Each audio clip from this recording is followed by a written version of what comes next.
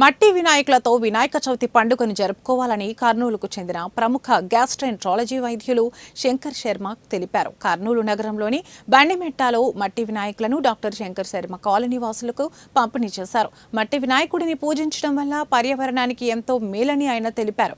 రసాయనాలతో తయారు చేసిన వినాయకులను నిమజ్జనం చేస్తే నీళ్లు కలుషితమవుతాయన్నారు.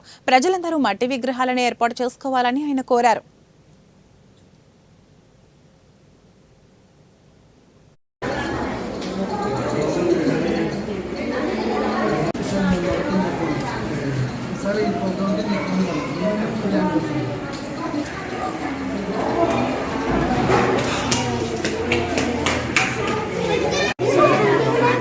మాట్లాడకూడదమ్మా.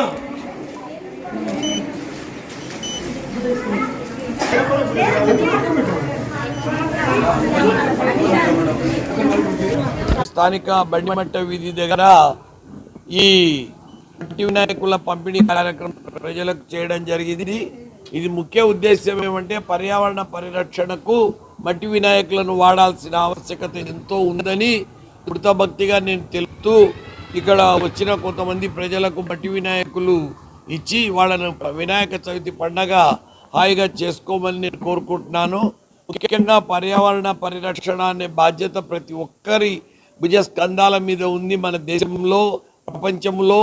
ఎందుకంటే పర్యావరణాన్ని దెబ్బతీయడం వలన ప్రళయాలు, ప్రకృతి విలయ తాండవం చేస్తున్నది. ప్రకృతి వరదలు, తుఫాన్లు మరియు భూకంపాలు ఇంకా ఒకటి కాదు. భూమి వేడెక్కిపోయి క్లైమేట్ చేంజెస్ రావడము, ఇంకా క్షామం ఏర్పడము, ఒక్కోసారి వాతావరణంలో విపరీతమైన మార్పులు సంభవిస్తున్నాయి.